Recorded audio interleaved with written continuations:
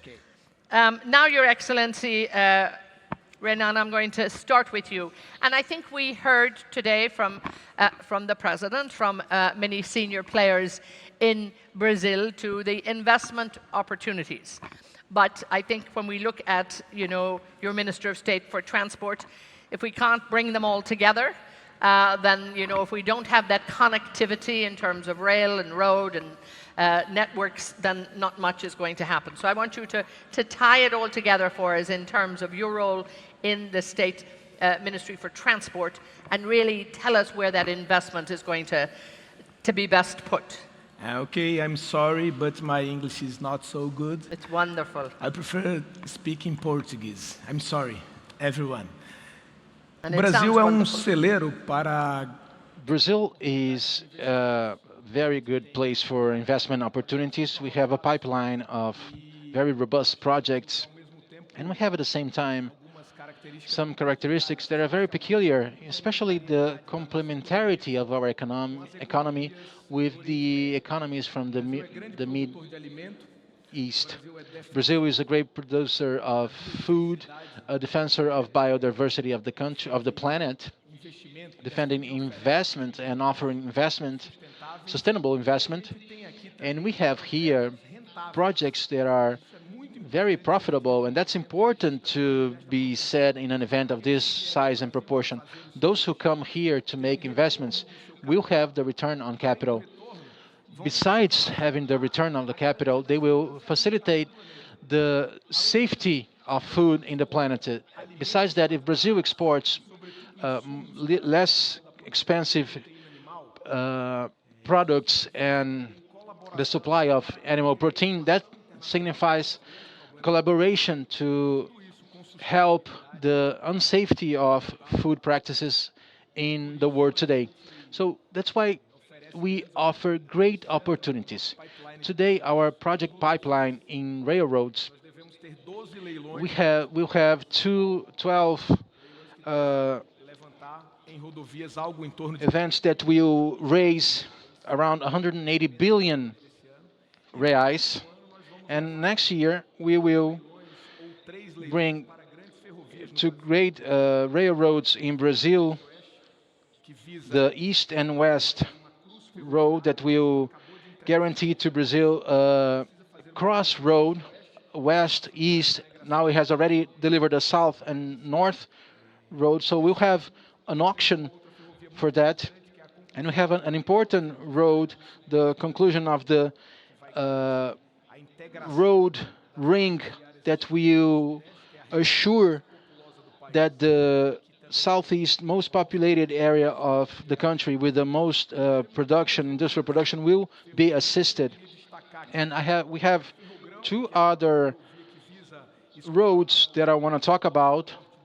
The railways that will leave to the north, will take to the north the production of the center part of the country, and we are creating a new railway in the northeast part of Brazil that will access the harbors of the northeast of the country. So I want to finish this saying there are three main characteristics of investment in Brazil. First, profitability for the investor, guaranteeing the strengthening of food safety, and the third one, the sustainability, environmental sustainability, that the investment promotes here because it facilitates the maintenance of the forest in Brazil. And indeed, and that will keep that connectivity in the region and indeed around the world, because I know even from the Middle East, we're looking at a lot of wonderful food production here in this region, as well as a list of many others. So thank you. Hussain, when we look at globalization versus regionalization, especially when it comes to demands for trade, we need a robust supply chain. The world seems to be looking at one or the other. Do we have to break it down to either globalization or regionalization? Thank you very much. First of all, I'm happy to be here and among all of these esteemed speakers here, and thanks to FII again. To answer the question, I think I need to give some context. So I think if you look at 1980s, since then until today, you would see the global trade started with a few $1 trillion, and if you look at all the way until 2022, it's around $32 trillion. with a slowdown in 2023. We're hoping that this will improve in 2024, which is this year. If you look at where it was and where it is today, it used to be very regionalized, all the way to globalization, and everyone started talking about it until recently, I would say.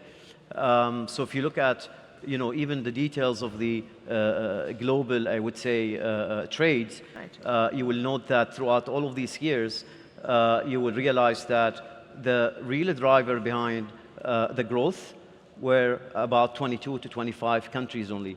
And with the rest 90s being either stable or even declining, which takes us to another terminology, which is deglobalization.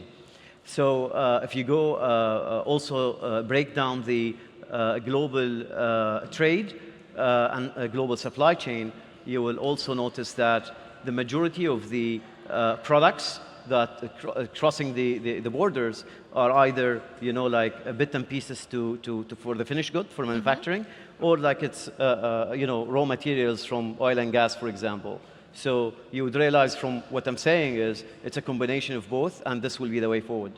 Yeah, I think we need to be able to do that. Henadi, when we look at, I think free trade has always made the world go round, so to speak. We're used to it, we like to buy things from different countries. But we also have to examine the circumstances, I think, that we've seen over the past few years. And given the pandemic, given geopolitics, given issues in the Red Sea, I mean, everything's disrupting global trade these days. So how can business actually navigate these changes? What do you need to be doing? I think I agree with you. I mean, if you look at the past few decades, the general consensus has been with regards to the importance of global free trade. It's literally brought a billion people out of poverty. Today, you have 1 in 10 people who are considered poor, and the past 30 years, around 4 in 10 people were considered poor. But due to those areas that you mentioned with regards to the geopolitics, the pandemic, the global financial crisis, all that rhetoric and that dialogue has changed from comparative advantage and low prices to economic security. You look at the dialogue with regards to countries, you have the US applying tariffs over $300 billion of goods, you have large consensus for the promotion of industrial policies, and in return you have nations like the EU and China thinking about reciprocation. But the key question is, what does it mean for companies? So when you look at companies, they are all moving towards regionalization. What they're focusing on is focusing on their supply chains, bringing it closer to them. They're talking to their suppliers, and at the same time, you look at the advent of new manufacturing hubs, new trade routes, the reconfiguring of all these supply chains. Furthermore, what it means for these companies is that they're investing in digitalization to make sure they're becoming more resilient. They're investing in their just-in-case options, and they're investing their time in talking to policymakers, their suppliers, and their customers in order to make sure that they're ready for all these just-in-case options and to remain resilient. Ishpreet, when we look at Stride Ventures and the work that you do, it's all about startups, and startups, need to expand. They need to expand fast, and they want to expand on a global basis. So where does that fit in when we look at the state of regional and global trade right now? Where's the sort of sweet spot for startups? First of all, it's great to be here at FII with an esteemed panel. Now, interestingly, I like to believe, as you mentioned, we call it new age companies besides New age, startups. okay. We are the companies, and we sit at an intersection, luckily, as an emerging economy, where in India also you have developed companies who are trying to disrupt, and new age companies provide that foundation of tech layer. So what we have done is, I think luckily post-COVID era, we have concentrated on two things.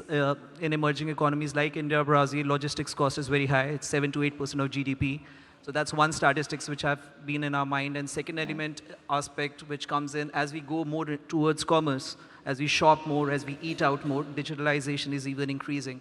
So what we have done and concentrated on is funding those businesses which enables that. And they have already working on the localization or regionalization concept. So they are trying to enable everything which we, from Amazon to our doorstep, everything which is happening, which has logistics element, to supply chain, to commerce, to, in fact, sustainability angle, fintech, which is enabling finance. We have funded all those businesses. So we believe as this concept comes in, post-COVID era, they've started preparing the economy into that. All of the emerging economies have now a lot of new age businesses which have grown big. which is where they have enabled large businesses to make sure that they get propelled as per the use cases. And that provides a very unique shift. And I think that's where most of the companies will integrate, embrace all these new companies in order to make sure that they excel. So I think with the globalization and localization, I think it's a right combination which they have to strike. As they have got localized, they have to globalize. But globalize with considering the geopolitical scenarios today, go specific to specific in bilateral relationships and do that. So we have taken India-Middle East corridor to do that. So we have taken a lot of now Indian companies coming to Middle East. Tell me a little bit about that later, but I like that. The New Age business. New Age used to have a different meaning for me back in the day, but we know where we're focused now on New Age business. Ismail, when we look, I think, at the shift in the global order when it comes to trade and supply routes and supply chains, I mean, it's been very dynamic, and it should be, and we should welcome that. You know, but for some countries, it's probably easier than other. How do we find the balance? Because, you know, I get the feeling we need to be looking at globalization and looking at regionalization and finding a balance. Thank you very much, Eithne, and it's a great pleasure and a privilege to be here. First time for PIF, and the first time for me personally to be in the beautiful city of Rio with a fantastic panel and wonderful audience.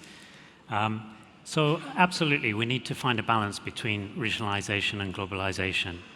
I think we became very complacent before the pandemic about global supply chains. We sat at home, and if we wanted to buy anything, 2 clicks on the mouse, whatever we wanted, would appear almost by magic the next day or a few days later. And then the pandemic came along, some factories closed down, and we couldn't get everything that we wanted all at the same time. And we know it's not just the pandemics, but natural disasters, extreme weather events, conflicts. You talked about geopolitics. So all of these things are attacking the supply chains. And that's what's caused people to rethink, as Henadi talked about, just in case, you know, have a backup plan. I think that's okay. But I think we mustn't lose sight of the tremendous value that was brought by global trade. And I think that's one of the things that I'm very passionate about, that we really focus on globalization. And we understand that globalization didn't happen by chance. It wasn't a coincidence. Globalization followed an economic logic, and that logic hasn't disappeared, and it's not going to disappear in the medium term. Countries can specialize according to what they can deliver best, and together we can trade. And it's very, very clear that all of the countries in the world that have been plugged into global supply chains, I think India is a fantastic example, China, many other countries, have grown tremendously quickly. And I think we need to all think about the way we balance regionalization and globalization and focus on not walking away from supply chains because the pandemic showed us they were fragile, but actually leaning into them and asking what we can do to make them more robust. Absolutely, I think to make them better, because we'll miss them if they're gone. And I think it's fine. I think this discussion about maybe making sure we have everything at our doorstep, but you know, we still want to look back wider. Your Excellency, let me bring you onto the energy transition. And we look particularly here at investment opportunities in Brazil, but also supplying energy for the region, but supplying energy on a global basis as well. So energy and commodities and minerals, and that the rest of the world is looking to Brazil for that. So how do we, you know, make sure that we can capitalize on supplying a regional demand, but also feeding a global demand? Olha, o mundo tem olhado muito para o Brasil. The world has looked at Brazil in terms of this energy transition, because maybe we are within the big countries that have this metrics of clean energy. We have a great part of energy produced here from renewable sources, and that allows us to accelerate the transition for green hydrogen, for example. And Brazil is also a big producer of biofossils. Ethanol is one of the main ones. We produce biodiesel. The diesel produced generating biofossil through soil, especially. And we mix these two energies in oil, and this helps a lot the reduction of carbon emission. And we bring great opportunities to the world because we can produce cheaper with green hydrogen, producing from a clean matrix. And we are living in this energy transition. The auto industry is investing $100 billion reais, being Americans or European or Chinese. They are making strong investments, especially in electric vehicles. Brazil is avant-garde in the research of technology and innovation, both in agriculture for fossil production, but also in energy, in the other areas of energy field. We talked about big companies and their role in this transition, and we are big producers of minery, and we're going to deal with these challenges on a daily basis because Brazil soon will have a surplus condition in terms of energy, of clean energy, that which will allow exporting clean energy, which is something that the world has not been able to do. So that's why people are looking at here. It's true that transition still needs to assure economic benefits and make it easier for the transportation of green hydrogen. Absolutely, I think because we're going to need a lot of it, and we need it around. Henadi, if I can come back to you. Clearly, regionalization is nothing new. We've seen it, over the years. But I want to look at policies, tax, tariffs, all of that. We have a lot of different movement around the world in terms of how policies and tax and tariffs are implemented. Who will be the winners and the losers in this when we look forward? And again, how do we protect the most vulnerable countries, I guess? So I think we all talk about the importance of global trade. So let me start with the losers. There's obviously a huge economic cost to this.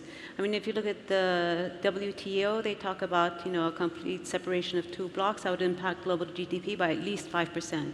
The IMF talks about segmentation and fragmentation of the supply chains, that the cost ranges anywhere between 2 to 7%. You look at a country like the United States, the cost to a country like the United States for further fragmentation is close to $500 billion of GDP, or $1,700 to a US household. So there is an economic cost. Not just that, there's an environmental cost. At a time when it's important to increase adoption and scale adoption, you're potentially looking at tariffs that will actually retract and slow it down. And not just that, then you have the resiliency risk. The further concentration there are in the supply chains, the higher the risk. McKinsey issued a study where supply chain shocks, anything that erupts or disrupts the supply chain for more than a month, happens in shorter periods, anywhere between 3.5 to 4 years right now. So there's a lot of concentration risk within the system. And then if you talk about the winners, it's the advanced economies who can put enough tariffs in place, who can speed up sort of the time gap in front of them to industrialize and grow their economies. They will eventually be the winners. Ismail, hopefully Saudi Arabia will be a winner in all of this as well. Talk to me about the changes in technology that have really happened to, create Saudi Arabia as a strategic player in regional trade and even beyond that, and the role, what's PIF doing? And I'm going to have to speed you up on an express answer in this one, please. All right, Eithne, as quickly as possible. So PIF, we are a long-term impactful investor. We try and start with what are the global challenges that the world is facing, and very clearly one of the biggest challenges is climate change, and that's a super important issue for a country like Saudi Arabia as well. So we're investing a lot of money in clean energy and renewables. We're investing billions of reals in clean hydrogen, in solar, in wind. We're also investing a lot in electric vehicles. And in electric vehicles, we've invested in American companies like Tesla, but also in Lucid. Lucid will start production of electric vehicles in Saudi Arabia within the next couple of years. We've also formed partnerships with Foxconn, the Taiwanese company, to make the first Saudi-branded electric vehicles in Saudi.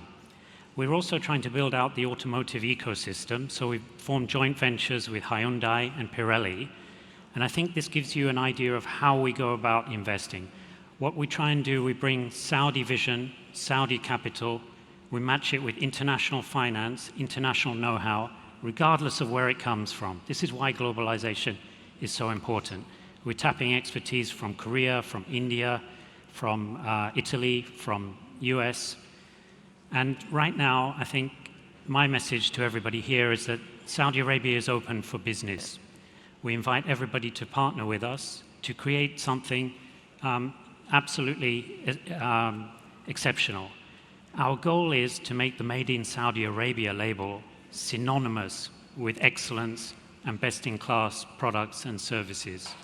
And you've got a great start in that. I mean, and we look at the great manufacturing base, the industrial base, all of what's happening in Saudi Arabia at the moment. It's quite extraordinary. Ishpreet, talk to me about innovation coming from the developing world and actually impacting the developed world, because we're beginning to see this, we're beginning to see a lot of it. And how exciting is that? Who's going to be the winners there? True. So as sustainability and climate change is real, what we have done is some of the important companies who have made it big in India, we have taken them to the Middle East corridor. So one of our companies, Loham, recently did a joint venture with the UAE government, and they actually they do the lithium recycling and extract 95% of the minerals. And that's the first recycling plant for the region. And similarly, we are doing it for various other kind of startups. So one does the sustainability of all the brands like Zara and H&M. So you don't get to know about the real source of where the cloth has come from in textile. So they do farm to fashion, where they do the traceability of where the cloth comes from. So that company has gone global and tied up with the multinational corporate brands, giving them the sustainability leg. So I think it's about understanding which companies have what kind of technology, especially coming from developing markets, and what developed economies are looking at. And actually trying to tie, as I said earlier, trying to tie up the bilateral aspects of it and ensuring that you strategize as per that. Indeed, yeah. Hussain, when we look at, what's happening, I think, in the world, we're seeing, stronger regions coming together. I mean, we're even seeing the LATAM region. We're seeing a real strength coming out of the MENA region. We didn't have this force that was Saudi Arabia many years ago. The whole GCC is, moving in a great pace here. Should we be afraid of regionalization in the wider space of globalization? And is there a danger that narrative is maybe out of order right now? Well, I would say as Golden Gate, we have an experience in Southeast Asia, for example. We invested in the space, whether it's first mile or last mile, smart warehousing, etc. And to name one of them, for example, is Ninja Van. They will be IPOing very, very, very soon. Also, what we're building here is in the Middle East. So as an expertise, we're extending that to the Middle East to bring basically all of this expertise together and invest in the logistics space. And I think nowadays is the time for regional, I would say, players to shine. And I think we're seeing the trend now is like global players are looking at regional players to invest in. Why? Because they're familiar with the framework, the legal system, customs, regulations, etc. I know you're cautious of time, so that I will end it with that. Okay, and we do have to wrap this up, so very quickly wrap it up for me. Ismail, are you? I'm getting the feeling we've got to do both, regionalization and globalization, or should it be one or the other? Very quickly, I got 10 seconds for you each. I think if we don't have globalization, we will be a much poorer world. We'll be stuck with second best, we'll be stuck with very expensive options, we'll be stuck with unsustainable options. I think it's absolutely imperative that everybody in this room argues for globalization whenever you can. And the important thing is not to replay it, but to make it better. We need an inclusive globalization that brings everybody along. And I think that's the theme of today's conference. Wise words. PIF will always invest in innovation, invest in collaboration, and invest in dignity. Really, make it different, make it better, without a doubt. Ishpreet. Actually, I echo the thoughts. I just wanted to add on that it's about embracing localization with the thought of globalization.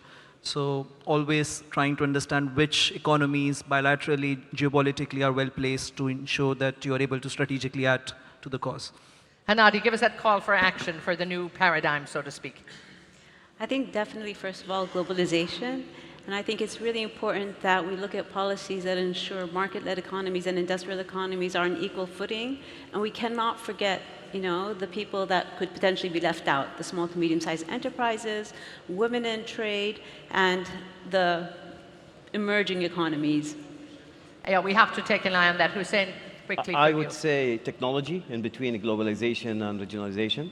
Having data in real time is important for decision makers. This wasn't the case 50 years ago, 40 years ago. So I think the next era of data and technology will be important to see a revolution in the supply chain. And that we have to do. Your Excellency, quick 10 seconds from you. What should we do apart from invest in Brazil? What should we do? Nós precisamos garantir cadeias de suprimento para We need to guarantee supply chains for the world as a whole. As the representative of PIF is vital to shrink costs, but the regional component is also very relevant for the balance of the planet. So the secret of life is the balance between the two paths. I think you're right. I think that's what we've come to a consensus on this panel without a doubt. We have to do a bit of both, and very, very wise words. So thank you all so much. Obrigada, Your Excellency. Thank you so much. Thank you so much. Hussein, Henadi, Ishpreet, and Ismail. I'm so grateful for you all to come in and share your knowledge and expertise. Thank you all so much.